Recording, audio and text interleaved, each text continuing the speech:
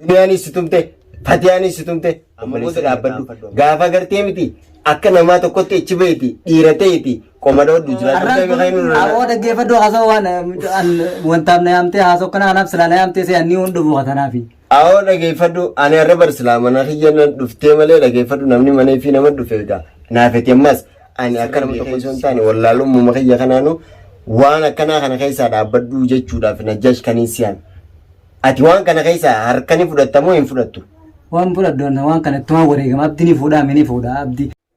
Assalamu alaikum warahmatullahi wabarakatuh. Ashamayo jirra jirtu ilmaan Oromoo addunyaa mararratti argamtan salaamtaan teenya tan jaalala isin bira haa geessu dhufnee jirra gaa arra deebinee jirra maaliin dhuftan jechuun keessan hafa hin qabu hordoftoota kiyyagaa arra keessumaa qabaddeetiin isinii dhufaa jira keessumaan isinii qabaddee dhufu jiru eenyu yoo jettan Najjaash wahim Najaat kajettanii ka dhalaan kararratti akkasitti tuttumtusan isumaan qabaddee isinii dhufu jira maaliif isa kana nuuf dhiyeessite yoo jettan gaa akka nama akka dhiiratti dhaamsaan dhaamuu fi barbaadee hordoftoota keenya gaa innis dhufaa jira kara jira inshallah rabbi nagaa naa fidu akkasiin isinii jaa hordoftoota keenya gaa hanga inni dhufutti nufaana tura arra gaa waan inni jeus walumaan ka daawwannu ta'a hanga dhuma viidiyoo keenyatti nu daawwadhaa share like subscribe nu godhu hindagatina nuti gaa isinii Oromootiya ta addunyaa mararratti argamtan akkasumas gaa hundummaan keessanuu kan viidiyoon tiyatuun bira geesse akka nu daawwatan abdii guddaan qaba hanga keessummaan kiyya isinii dhufutti asumaan nafaana tura akkas gaa hordoftoota keenya ammaan tanaa Najjaash inshallah dhufaa jira karaan jira naan jee mee waan inni jiru gaa walumaan ka dhageenyu ta'a hanga dhuma viidiyoo teenyatti nufaana turaan afeerraa keenya seena. Assalamu alaikum. Wa alaikum salaam warahmatullahi wabarakatuh. Akkami faraan nagaa fayyaadha Najjaash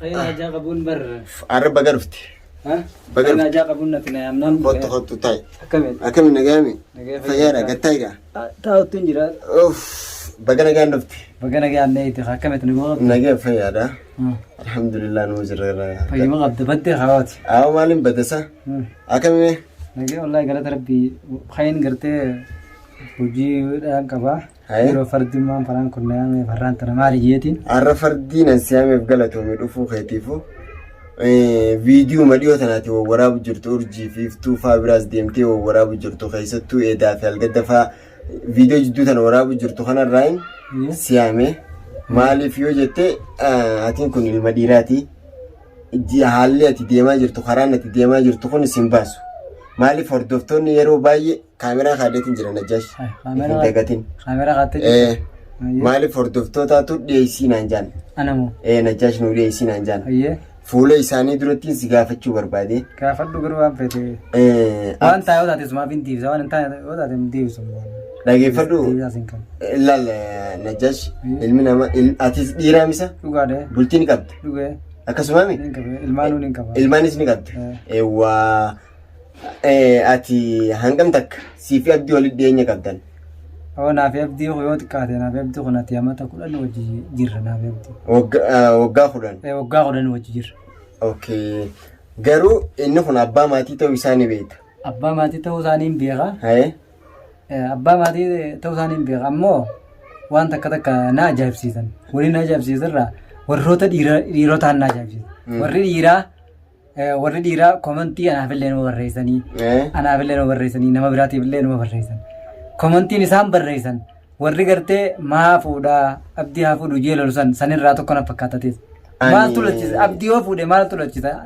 dhiira tana dhiirti tun salaloo irratti wallaayina warri dhiiraatiif hin dhaamaa mallee salaloo irratti wallaayina hoggaan juu dhiiraaf rabbiitu isinii fakkate shariyaatu afur fuudhaa jee afur yoo fuutanis rakkoo maaltu qaba abdii ana haa fuudhuun jee malee haa fuudhu jechuun kiyya badiin qabu immoo haa fuudhu isaaf bulche garuu isaaf bulche shariyaan afur ayyamtee waggaa jettu kana na ajaa'ibsiista maaliif na ajaa'ibsiista takkaffaa abdii kana walitti dhiyeenya waggaa 10 wajjin jira naan jettee tamam ani gaa jidduma tanaa fi qilleensuma gubbattiin si harku jira dhugaadhee ati akkas karaa irratti salaamii malee walitti dhiyeenya hin qabnu walitti dhufneetis akkasii wajji gatteenye wajji hariiroo teeshinii gaggeessinee hin beeknu.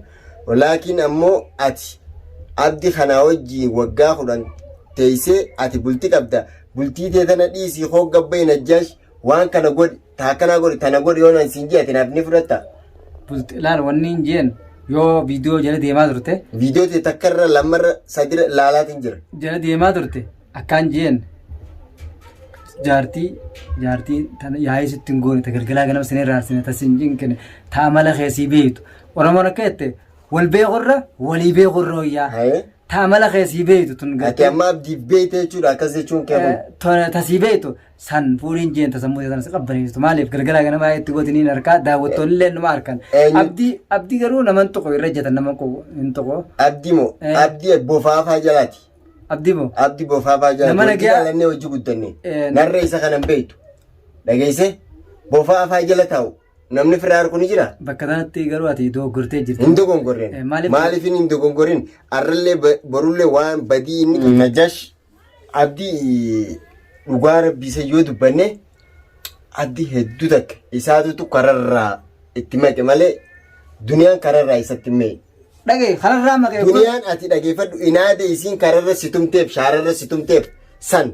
Dhaadanna san godhaa jirta hojii wajjinis baallama kiyyanaa guuti muraata kiyyanaa guuti garuu naafeeti Najash dhageeffadhu ani duniyaarra achi bee si wajji wallolus hin dadhabne maal jedhaa ati waan jette yaadadhu ati dhagee obboleessi kee yoo tabiraatis fuudhee ilmaan si horee ilmaan si hoddomeesse dhala keessa si hoddomeesse hin feetu. Isiintu yoo kararraa meexxee jiraatte dhageeffadhu yoo isiin kararraa meexxee jiraatte dhugaa sababa inaada sii fi duniyaa walloltan irratti abdi lafaa kaatee urjiin si fuusis iftuun si fuusis ay yoo urjii fuusiftee urjii majala maan deemneef iftuu bira dheeta iftuunis akkana jettaan urjii bira deebite urjiinis akkana jette maali isaan sanuu sammuun qabanii.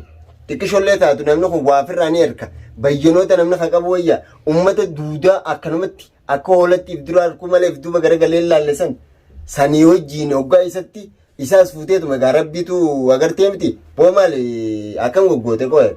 Waan takkaa jira abdii kaan godhees tokko hin jiru Oromoon akka jette gaafa ta'ee jirtu gogorrii muka keessaa dhufee lukkuu ta'e keessa sii dhalaaqillee jette amatatti jiru amata rabbiin itti jiruuf. Isin maal itti gootan rabbi itti giraafe. Eenyutti itti goon? Abditti maal itti godhu beektan isin? Nuti. Ati fakkeenyaaf dhiira yoo fuudhee maaltu irrata duniyattoo maaltu irrata sin maaltu irrata fakkeenyaaf duniyaanuu dhagee duniyaanuu abdii sibiisee dhagee duniyaanuu. Abdii arrallee barullee dhiistu duniyaan. Duniyaan afaan. Yoo isiin dhiistee waanaan mana galchaa akkamirraa laaltu. Duniyaan afaan siitiin akka waan jechaa jirtu abdii sii dhiisee urjiinuu waan jetteen abdii sii dhiisee maquma kiyyanan tokkanii deemtee nan arrabsinii. Boo isinirraa akka dhabdeeti. Jechaa jirti. Abdii hanqa isiin abdii jaallattus ni beekta. Maal akka dhalaa godhaa turtees ni beekta sababa abdii kana. Jaalala silaa qaba. Jaalala isaa qabdurraa. Dhalaan jaalala silaa jaarsaaf qabdu jaarsatti iyyaan ooltu dubbii isiitu hin dhagaan. Eenyu? Dubbii isiitu hin dhagaan jaarsaa wajji wal lolaan ooltu. Duniyaatu abdii wajji wal lolaa oola. Saboo sa'aatii 24 gubbaa iyyaa ooltu narraa ati bara dhiyoo sana dhufte biyyarraa yaa'oo. Ati waan waan qabdu biyya sana keessa waliin turre waan qaba asiin jira. Asiin jiraate eega dhuftee waa tokko tana baruu hin dandeessu obboleessa kan asii garte obboleessa kiyyattee asii garte malee asitti dhufte asitti dhufte obboleessa kee waasiif hin gogoomin wanni itti irrataan jirtu haa fuudhu warraas baroos. Arrallee barullee hanqa haati ilmoo biyya tana keessa jirtu anaa biyya tana keessa jiru numan fuune akkamirraa laalta. Inni moo dhorku dandeessaa nin dandee isaa fi teessa jala deemtu sanis nin dhorkame nin dhorkarraa. Dhageessiif si obboleessaa dhiisi haadha abbaan keetu dhorkuu hin danda'an. Haadha abbaa gaafa ilmaan kana dhageeffadhu isiin sanis intala namaati. Boo ilmaan dhageessiif ilmaan yoo fedhe abdii biyya galchaa abdii ilmaaniif hin rakkatu ilmaan yoo isiin dhiiftes taanis ni guddifti ilmaan.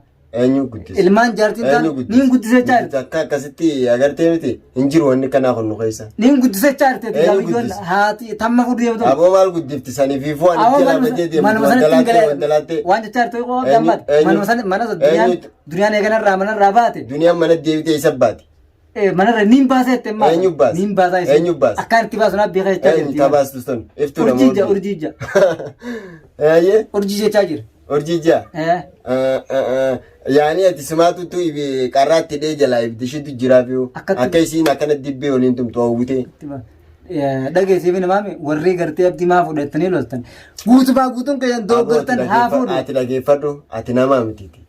Namaan sisee dhiiraan sisee malee dhiiraa miteeti. Dhiira ta'uu duuba baaseetiin sigarsiisa. Dhiiraa miteeti. Baaseetiin sigarsiisa. Dhuguma wannummaan dhalaan karaa irratti agartee miti taan muka mulawwaatiin taan maal fudhattee si jala ceetuuf ati namaa miti nama dhiira jeetiin si yaame malee. Dhaggeeffadhu siifin dhiirummaa tijaa isiniin garsiisa akkamittiin sigarsiisa.